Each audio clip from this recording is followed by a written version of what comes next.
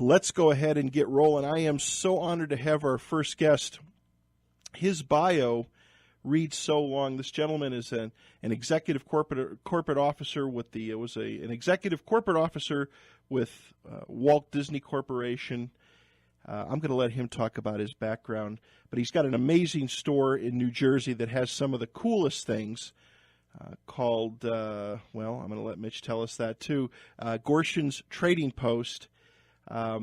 I've read his bio, I've read the notes I've put together, and I am just honored to have him here. Our guest tonight for the first hour is Mitch Gorshin, and if his name sounds familiar, it should, because his dad is the late, great actor, impressionist Frank Gorshin, who I grew up with as a young kid, and back to the original Batman series, him playing the original, and in my estimation, the only Riddler. He was in Star Trek. So many programs. Frank's IMDb just goes on forever. An amazing impressionist, just an amazing man. And we're going to go ahead and get his son on the line here. Without any further delay, let's get him on here. Mitch, good evening. Welcome to K-Talk and AM 630, my friend. Hey, Pat. Thanks for having me. Well, thank you for being here, and thank you for giving me some time on a Saturday night. How are you doing out on the East Coast? It was funny. I heard you talk about the weather out your way, and it was, I think it was ditto here. We were pushing 80 degrees, sunny, just fantastic. Fantastic day. Well, and you guys just got pounded this winter.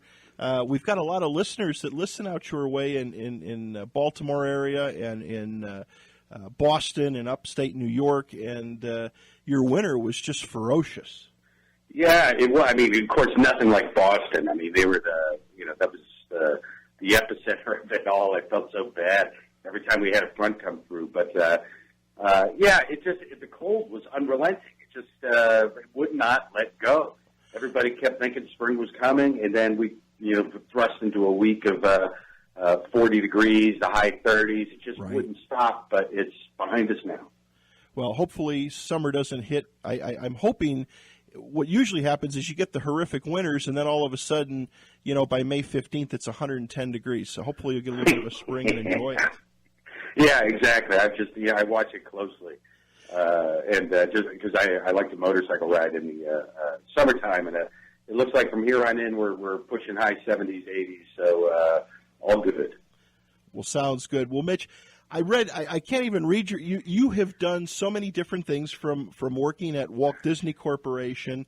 I went out to your bio and I've looked up many articles about you. You have had a quite full life so far. Yeah, and it's kind of all over the page, isn't it? No, but that's the fun. That's the fun of it. To try different things. Yeah, I agree. It's funny. Everybody always asks me, especially because of Dad. They're like, well, did you ever want to go into acting? And I would tell everybody, when I grew up, I'm old enough to remember, and Dad would take me to the studios and whatnot that he was building on a certain day, and he was the in front of the camera guy. My fascination was completely behind the camera. Right. How scripts were written, how sets were built, how costumes were made, how. Pretty much I was like, yeah, okay, Dad, go do your thing. I'm going to hang out with the camera guy because I'm going to learn how this all works. And that's just where my passion was. And then one thing led to another, so I've spanned the gamut from photography to designing, theme park elements and hotel concepts, and it goes on. What is it? I was looking at one thing. Now, you worked for Disney for a long time. What is an Imagineer? Well, Imagineer, the way they tag it is we make the magic. Okay. This is the brain trust behind how everything really gets activated. How the magic comes to life. There's a lot of moving parts. There's a lot of moving pieces. It's a collective of people from all sorts of backgrounds, from literally rocket scientists to doctors and architects, and it goes deep when you try and bring a storyline to life, in a whimsical way that has impact and leaves lasting memories for people. So it's the Imagineers are the guys that make the place. Right. And take that.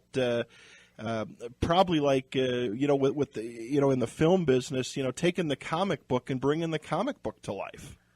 Yeah, exactly. It's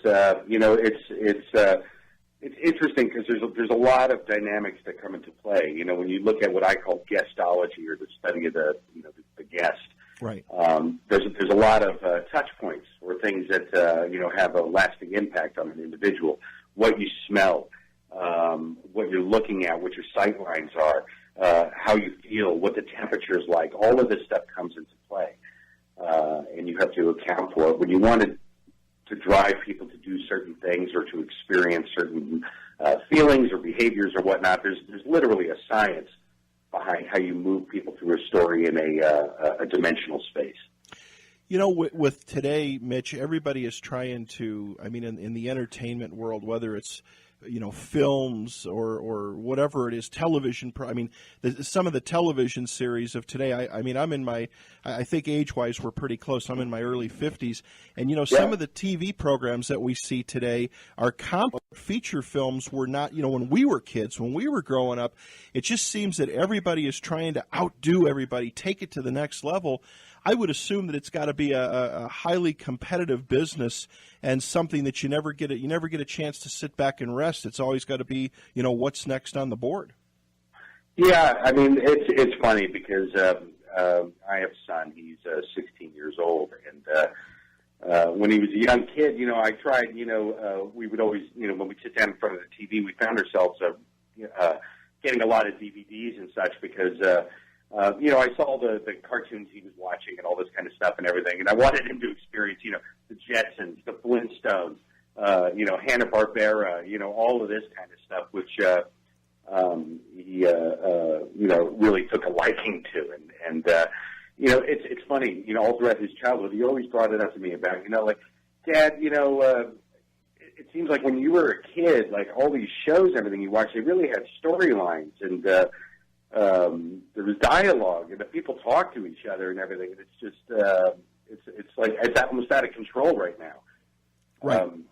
It's a whole different kind of programming. It is now with technology and having the ability to make, interesting effects and all this kind of stuff. The shape of how stories are told on TV are a lot different, and who knows where it's going to go. I'm at a point where you just can't keep up. Like, I haven't heard of that show yet. And, you try and stay in tune. And I still like the old stuff.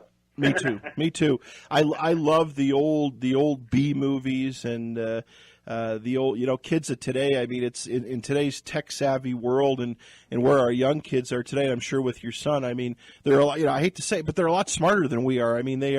They've got the technology at their fingertips and they learn so much and. Like I said, when I was young, we took very simple things and did the best we could with them. But now today, the technology with the iPhones, the iPads, the tablets, the PC, and Facebook and everything. It's just crazy. It's to be in this world and try to compete is monumental. Yeah, I always try to express to them, the importance of embrace the past in order to understand your future.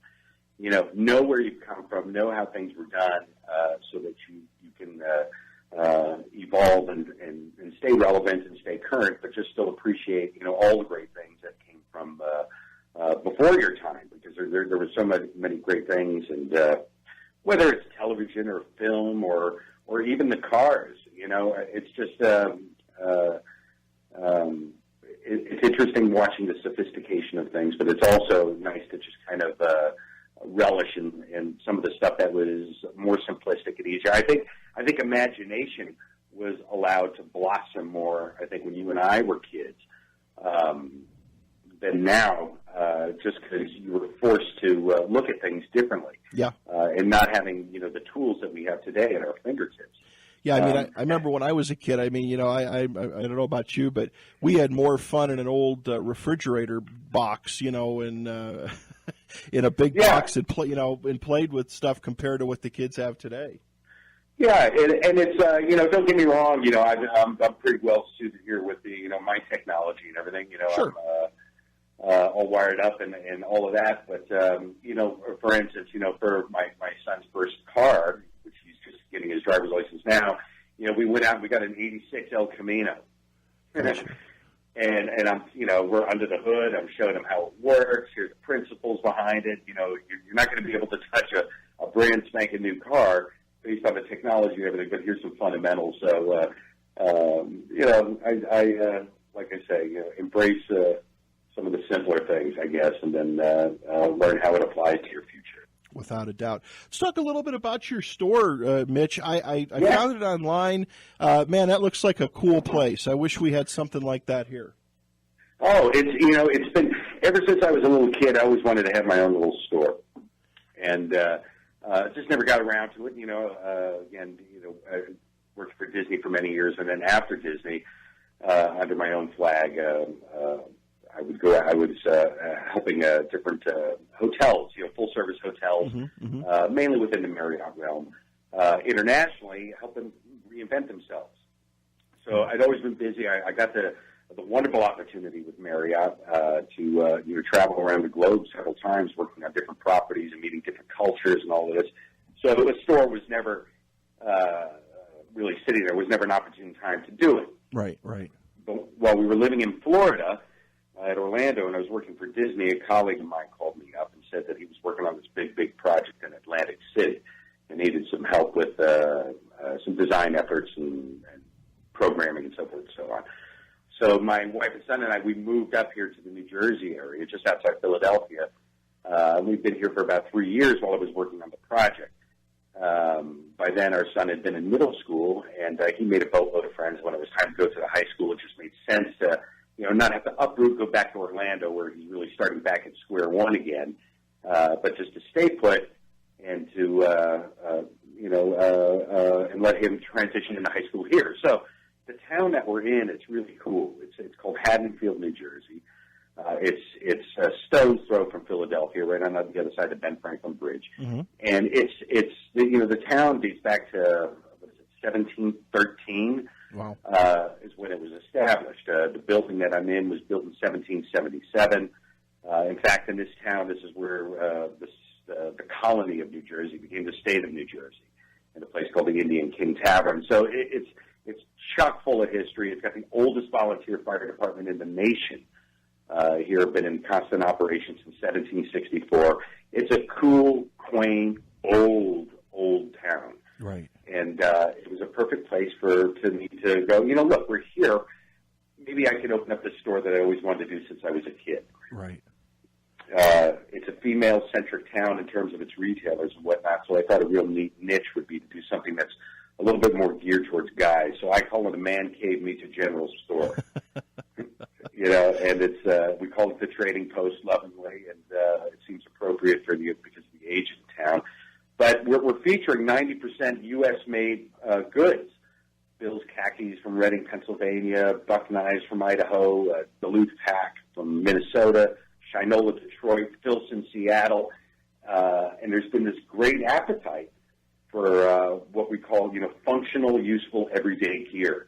It's good stuff, and it's going to last you for years and years and years. And people see it, they touch it, they feel it, realize it. And we've had a certain amount of success with it. Well, and I've looked at, now you have an online store too, correct? People can buy online as well? They can. It's really in its infancy. We just turned it on. We're still adding stuff to it. It's Gorshin.com. And over the course of the next week, we're going to be adding a boatload of new stuff to it. It's funny, the thing that I tell everybody who walks into the store, that the intended experience of the store is browsing. Right. Come in, take a look around. If you see something you absolutely love, that you always wanted, fantastic. Maybe you'll see something that you didn't even know existed, and you'll learn something about it. Or even if you just pop it in to say, hey, it's all equally good. It's funny, Haddonfield is a dry town. It has been for years and years and years. So you can't buy liquor in the restaurants, and there's no liquor store and so forth. However, within our store, we have a bar where I have a whole wall of bourbon. A lot of it was donated by our customers, and it's all free on the house anytime. Oh. So it's become a real social place, to say the least. Well, that sounds good. And and what I liked about the items that I saw, and I'm going to place an order when your online is ready, or if I can call it in or email it in. You have got what I found so interesting about the products you sell is they're simple. It's simplistic, and I don't mean that in a bad way. I mean it's simple, good things that people can use. Not gimmicky things. I mean things that you can use in everyday life and things that you need. You got it. And, like I said, everything was cherry-picked or hand-curated in the store. I'm glad that you picked up on the notion of simplicity because that's really a feature of what we have. We have no technology in terms of the store. You're not going to come there and buy the latest, greatest thing that plugs into the wall. For instance, the new brand that we're carrying is Filson. This was inspired from the Klondike Gold Rush of the late 1800s. This is a high-end, super thick canvas bags with horse bridle leather and brass hardware. It's simple design that works. Right. It will work for years and years and years. And that's really sort of a filter that we use for everything that we have in there. Great flannel shirts, great jackets, and that sort of stuff. Well, we'll put a link on our website page and get our listeners to. There's some things in there I already want to get already. You just like I said, you just got it kind of. I guess when we get to be our age, not that we're that old, I kind of look back, I go, man, technology is just here. I sometimes I'm an IT guy by my day job. That's what I do. I've been in the business for 32 years doing that. And I look at these young kids, how they pick the stuff up, so quickly, makes me aggravated sometimes. Because, I'm one of these show me kind of guys. I'm like, I got to read the book, and, I can't read a Kindle. I got to have a book I can circle with a pen and pencil. And just to I see. got to digest it. Yeah, there you go. And the simplistic things, the simplicity, today's people, a lot of the young people of today, they just don't understand that. And I didn't understand that when I was in my 20s, but I do now. It's funny. It's interesting because Haddonfield is a very family-oriented town, and there are a lot of kids here, and high school is great and all that stuff. And I do get a lot of kids that actually they come into the store. For one, the store itself, in terms of its personality, you can sense it has a little sort of Disney flair to it in terms of like a frontier land kind of feel. The music that I play, the art that's hanging around, the props, and so forth and so on.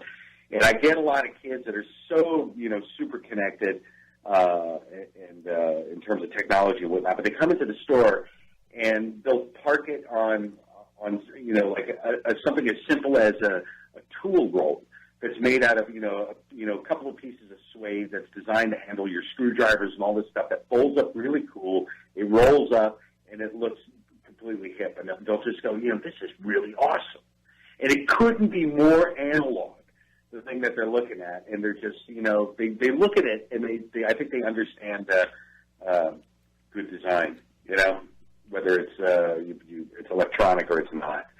And it's fun having these little breakthrough moments, right? And I sit there and I go over to them and I give them a little history of the company and how things came to be, and they listen, just wide-eyed.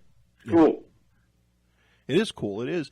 Are you still in the consulting business, Mitch, or have you kind of parked that and decided to go with this for a while? No, yeah, I've got of course, the consulting is very much alive. Right now, we're bidding on a rather large project for New York City that at the moment I'm not at liberty to talk about, Sure, but it's sure. a significant project. And then, also still have my fingers in the Disney pool and in hospitality as well. So the great thing is, though, that as opposed to doing that work all of the time now, I sort of cherry-pick different projects, ones that seem right, that fit the schedule and everything. So it's a nice balance between the store and the consulting work, and that's really what I'm striving for, is that great balance. Yeah, the place. I like having the family-run business. Yeah. My wife works there. My son works there when he can, and it's great fun. We enjoy that. So we're juggling it all, but having fun doing it.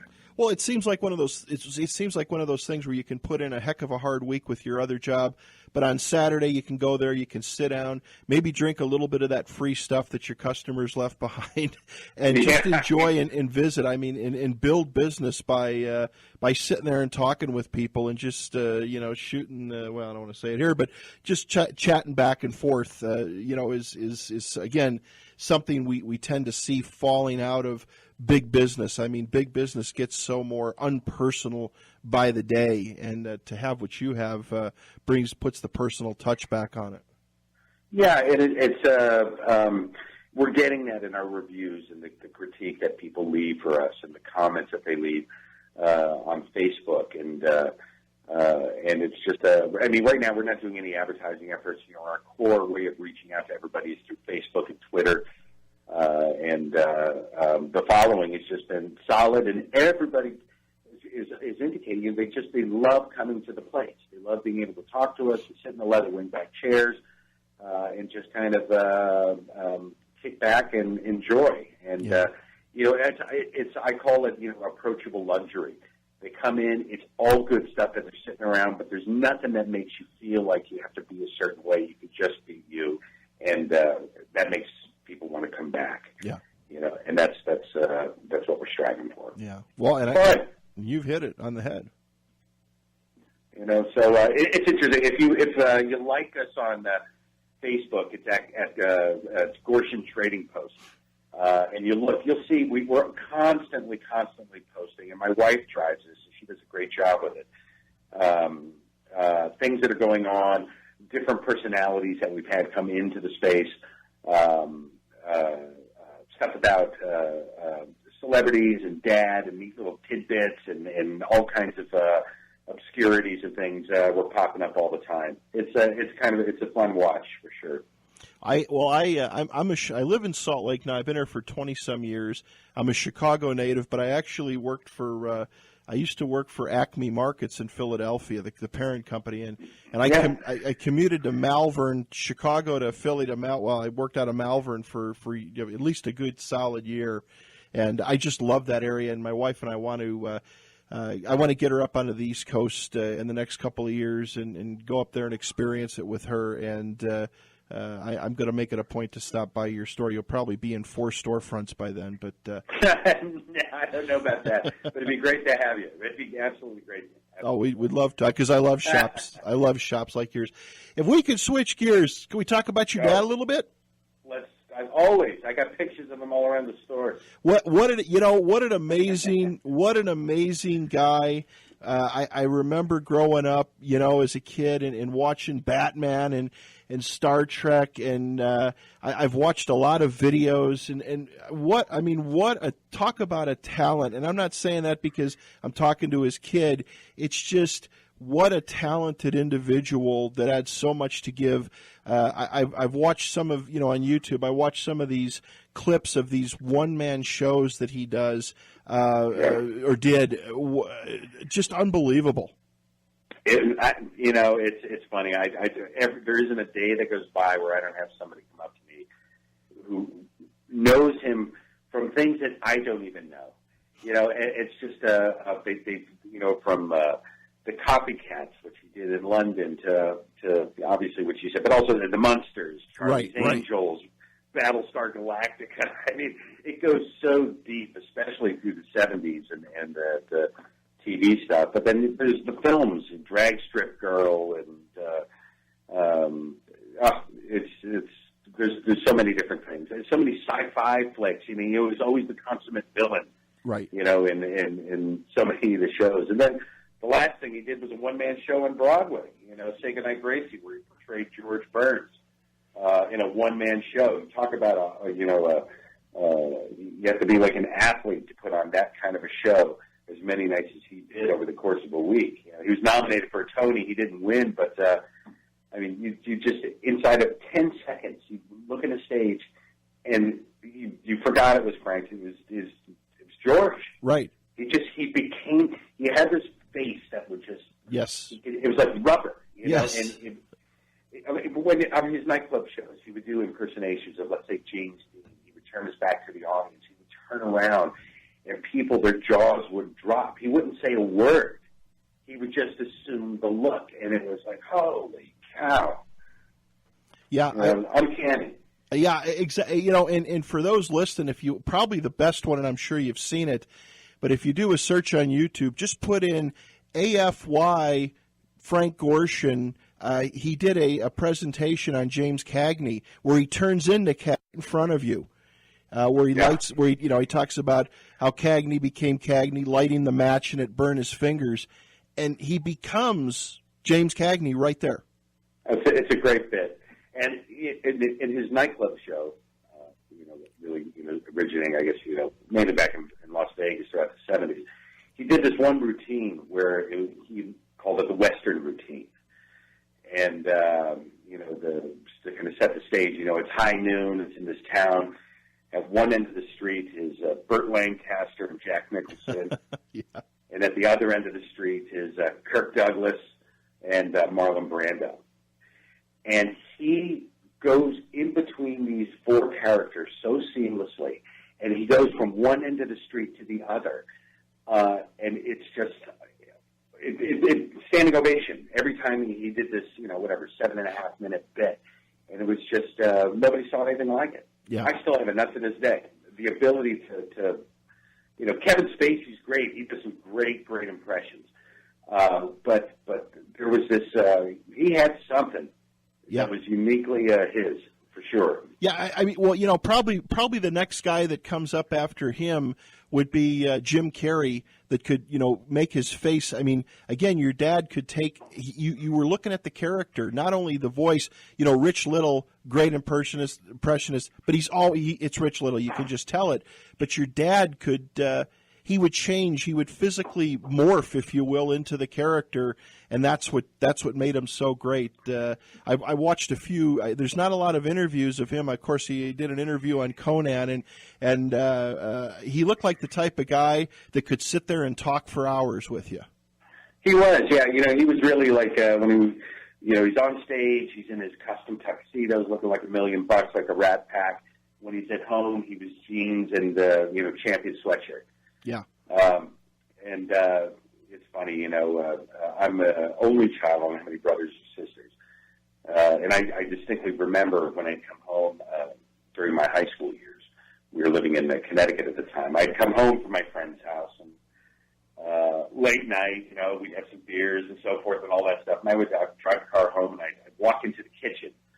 And there was Dad sitting at the kitchen table with the light overhead pointing down. He was sitting at this computerized chess game. Uh-huh. Not pre-laptops and all that. So he's got this little thing where he punches in what his move is, and he would sit there. And he'd work on his new impressions and his new acts. So I would walk in, and I'd walk into Rodney Dangerfield. Really? And him going into full-blown character, saying, ask me about my night and all that kind of stuff. And it was like, at times it was like, Dad, not tonight. I'm good. And he would just say, unrelenting. And yeah, it was, very, very interesting. I had a great childhood. I just, it was exceptional. I was born in Hollywood. I grew up in Santa Monica. Back to David, I was born. Dad was on the set of Disney's That Darn Cat. So oddly enough, I come full circle and end up working for them for many years. I went to an all-French school, Lycée Francais, out in Los Angeles, and all of my friends, and they were all actors or sons and daughters of actors. Right. From Jodie Foster to Victoria Sellers, Val Bronson, Charles Bronson's kid, and Miko Brando. They were all, peers. That's who I knew. Yeah, and again, I think people that look on the inside, from the outside in, and into that community,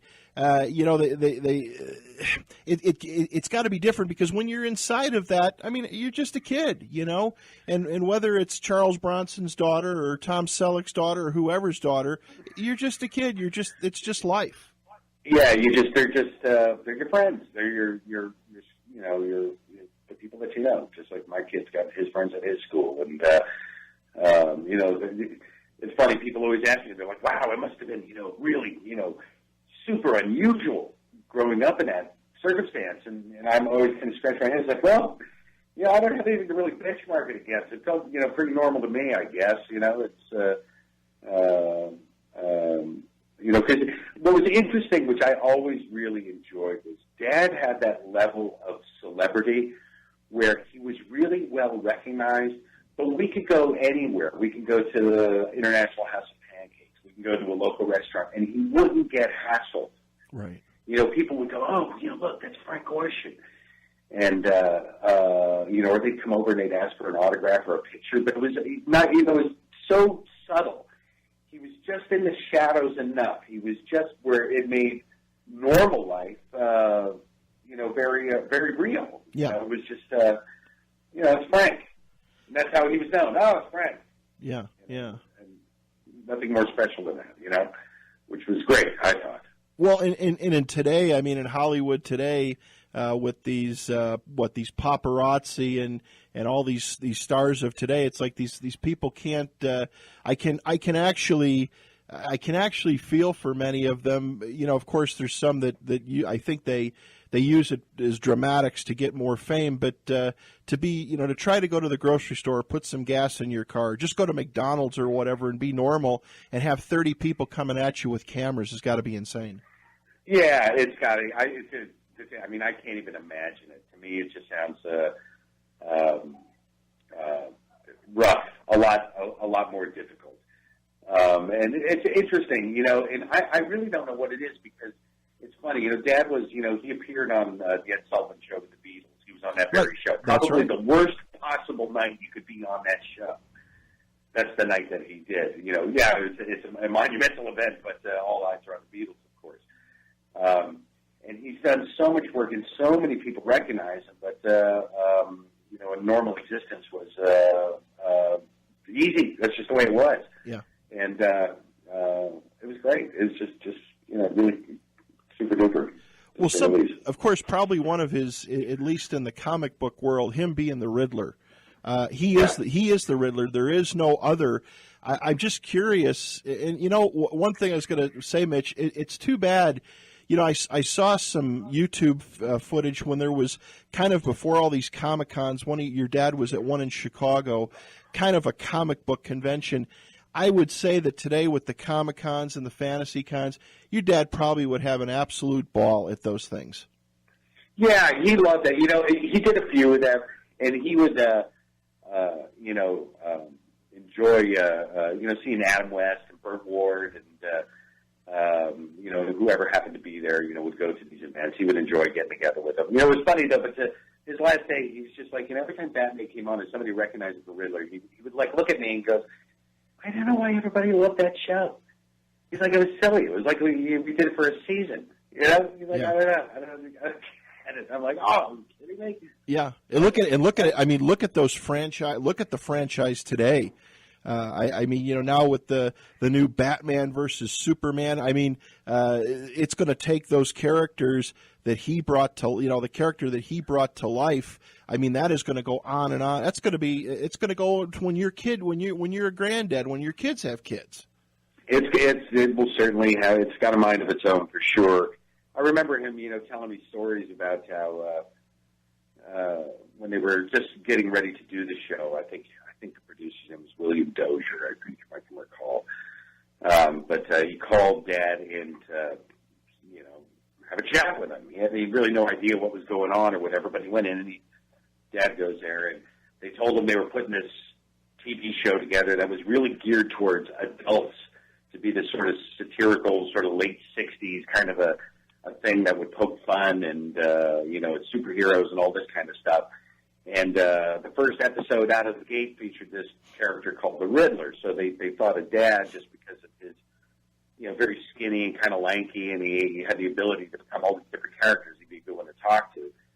So he sat in the office, and he kind of just started to put it together. He's like, he's part dancer, he's part maniacal, he can never sit still.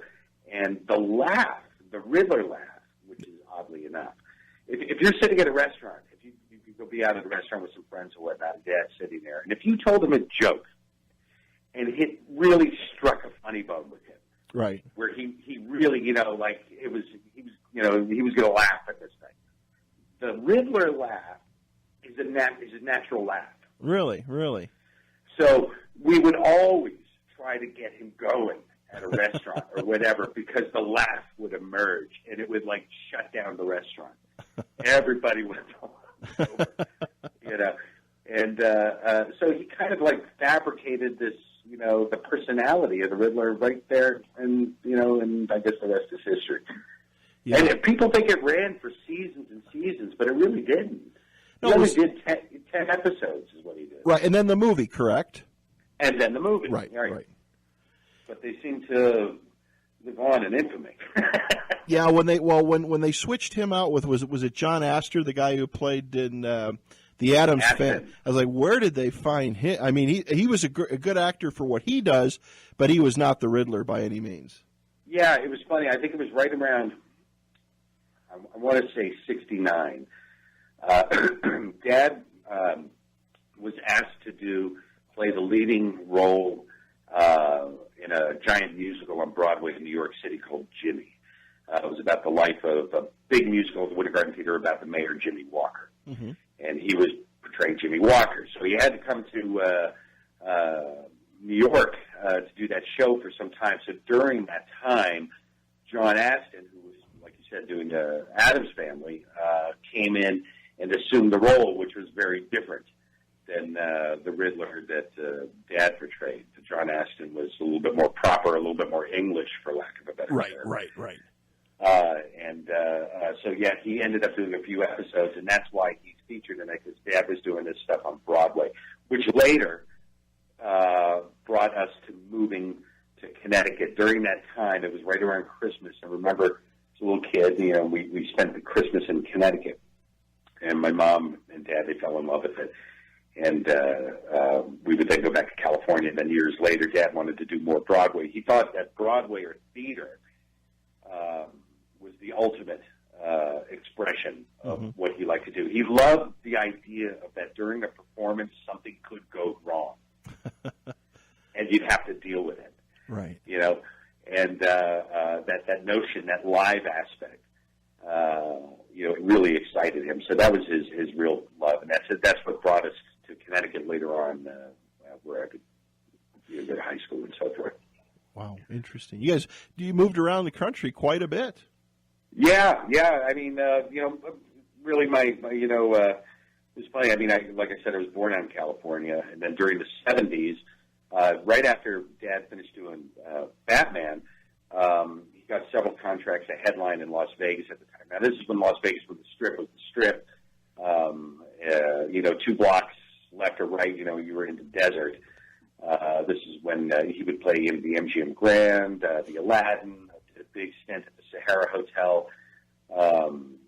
He played with the Jackson 5 at the MGM Grand, I remember, and it was cool. I would spend the majority of my summers throughout the 70s up in one of the penthouses of one of these hotels while Dad was headlining there. And I think that's where my passion for hotels and hospitality kind of began. I was looking at it through a kid's eyes, and later on after Disney, I would go and help hotel chains reinvent themselves. Well, and the thing is, giving, like you said when we first started talking, Mitch, giving people the experience, the sight, the smell, the feel of it, and making it something unique is what people will remember. Just, of course, with motels, of course, Motel 6 is always tied to being, maybe not the cleanest, but it's the cheapest. But when you get into these... We'll keep the light on for you. That's right. But when you get into these high end, they are experiences in these big places. They are an experience. They want people to go there and remember it and want them to come back. Yeah, it's exactly. If you create something memorable or something that's easy for people to talk about, what they end up doing is they go and they tell their friends about where they stayed and what their experience was, and fundamentally. Every guest who stays at a hotel that delivers a good story or experience, they become an extension of the marketing department. Like, when you go there, you got to go stay at this hotel. It's absolutely fantastic. But it's funny. I can even recollect when I was a kid and I'd go to Vegas, like when Dad was at the Sahara Hotel. Mind you, I'm 10 years old. Right. I remember going by the pool at the hotel, and this is when there were there was a low diving board, a high diving board, and a platform thing. Safety was not really an issue. It was just we got all the toys here. But I remember you go by the pool, and everybody there would be all tan. They'd be wearing their white terry cloth bathrobes with their dark Ray-Ban glasses. All the guys look like George Hamilton, sitting around the pool. and if you get a call, a guy would come around with a phone on a silver platter. Paging Mr. Smith by the pool. And then he'd come and plug the phone in next to you. And I remember it like it was yesterday, and I thought, this is so cool. There's something about this, and it just left an impression that I looked at it like it was a movie set. Right. And I guess that whole time that I spent so much time in the hotels when I wasn't in school with Mom and Dad that later on I just wanted to be part of it and get involved with it. Well, and again, give people that experience, give them that thing to remember. Because for such a long time, Mitch, it wasn't. It was basically about just getting people in and out, and you were lucky if you got a place. Even if you spent a lot of money, you were just hoping that you got a place that was clean. Absolutely, absolutely. That's always the first thing you got to have. That's a basic requirement. A clean place. One of our listeners wrote in and said, "Loved your dad, an amazing man. Too bad he's not with us anymore." He said, "Could Mitch talk a little bit about him in Star Trek?" Yeah, I mean it's funny. It's I don't. I know the episode. I've seen it so many times. But at the time, it was a real pivotal episode. Based on racial discussion. Right. If you remember, you played half black, half white. Yes. The other brother were the opposing colors. Right. It was at the same time, I think, when All in the Family, when they came out with the episode featuring Sammy Davis Jr. And it was just an interesting time for this to be happening. If I'm not mistaken, I think that episode lives within the Smithsonian Institute as part of the archive collection of one of these, significant episodes that really dictated, talked about an era. And but it's funny. I remember Dad talking about how much he really enjoyed the cast of that particular show. He was just a guest star in this one episode. I think it was called "Let This Be Your Last Battlefield" or something like that. Let that be your last battlefield. And Commander Bella, or Beale, or the character he played. And he just remembers he thought it was really interesting how the set itself, and Bill Shatner and Leonard, of course, and he called them like a real smart group of actors, that really had it. They knew what they were doing. They assumed this whole storyline extremely well, and he really enjoyed that as being an actor, being part of it. People who took it seriously, Yeah, and it's interesting too because here in Salt Lake we had our first Comic-Con a couple years ago, and of course doing the show here and kind of the topics we talk about. I've always had the opportunity to go there with a press pass, and it's amazing. But in the Star Trek character world, the cosplayers, I'll have to. I think I got some on film. I'll maybe just send you some pictures. I'll email them to you. That character.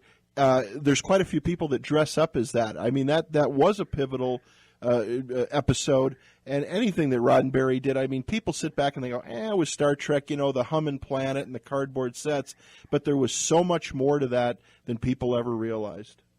Oh, absolutely. I agree. I mean, it's funny, I by no stretch of the imagination was I a Trekkie.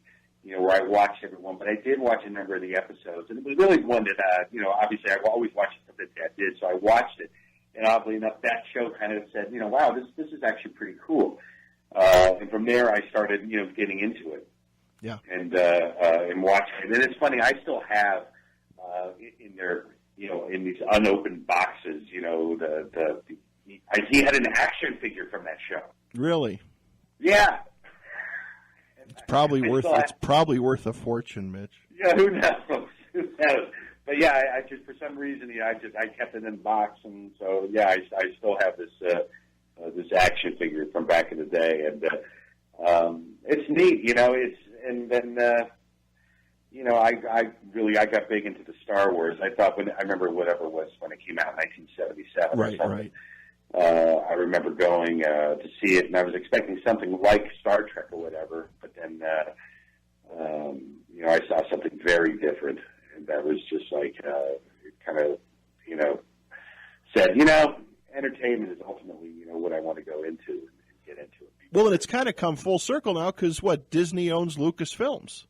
Yeah, I know. It's all it's a small world. It's come back right to you again.